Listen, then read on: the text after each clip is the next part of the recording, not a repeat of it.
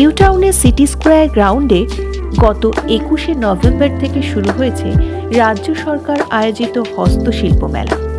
গোটা রাজ্য থেকে প্রায় 5,500 শিল্পী তাদের হাতের কাজের বিপুল সম্ভার নিয়ে হাজির হয়েছেন এই মেলায়।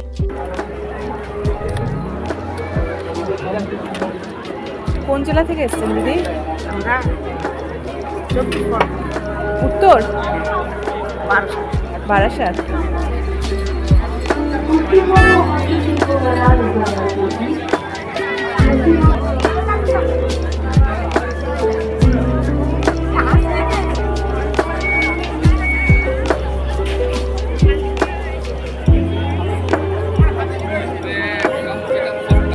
মেলা শুরুর দিন থেকেই এবারে আলাদা করে নজর কাটছে বাংলার পটচিত্র। পূর্ব ও পশ্চিম মেদিনীপুরের শিল্পীরা মেলা মাঠে বসেই নিখুঁত তুলির টানে ফুটিয়ে তুলছেন পুরাণের কাহিনী, দেবদেবীর প্রতিকৃতি থেকে শুরু করে মাছ, ফুল, লতা পাতার কারুকাজ। সেসব হাতে আঁকা পটচিত্রের সামগ্রী কিনতে ক্রেতারাও ভালোই ভিড় জমাচ্ছেন। শুধু বাংলার পটচিত্রই নয়, শীতলপাটি থেকে বাঁশ, বেত, কাঠ, মাটি, পাটের তৈরি হস্তশিল্প থেকে কাঁথার কাজ, ছৌয়ের মুখোশ, সবেরই বিপুল সম্ভার রয়েছে এই মেলায়।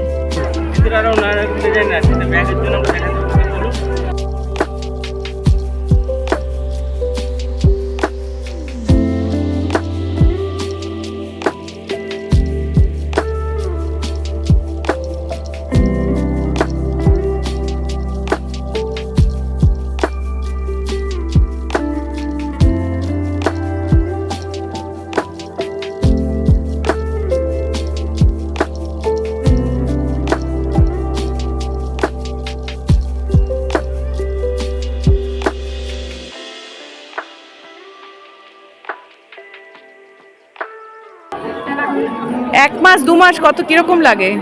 এটা করতে প্রায় আমি শুরু থেকে বলছি, প্রথমে মায়ের হাতটাকে কেটে রোদে শুকানো হয়, তারপরে ওকে আমরা ছোটো ছোটো করে এরকমই কাটিং করে ওকে জলে পচানো হয়, পচিয়ে রোদ্দুরে শুকিয়ে হালকা একটা পাউডার দেওয়া হয় যাতে এতে গুনগুন না লাগে। তারপরে একে যেরকম আমরা তাঁতিরা কামড়ার শাড়ি সুতো করা হয় সেইভাবে লম্বা টানা করে মোটামুটি একে করতে রেডি করতে আমাদের প্রায় 6 মাস লেগে যায়। সিস্টেমটা 6 মাস লেগে যায়। তারপরে এটা বানাতে সময় লাগে, 3 ফোল্ড বানাতে মিনিমাম 3 দিন সময়। তারপরে তো আছে সেলাই করতে 1 ঘন্টা 1.5 ঘন্টা যেরকম লাগে ওইটুকু। রয়েছে বাংলার তৈরি নানান খাবারও। 100 টাকা থেকে শুরু করে 10,000 বা তারও বেশি দামের নজর কাড়া হস্তশিল্প রয়েছে এই মেলায়। আগামী 14ই ডিসেম্বর পর্যন্ত মেলা চলবে। আপনারাও সময় করে চলে আসতে পারেন এই মেলায় বাংলার কারুশিল্পীদের নিখুঁত হাতের কাজের নমুনা সংগ্রহ করতে।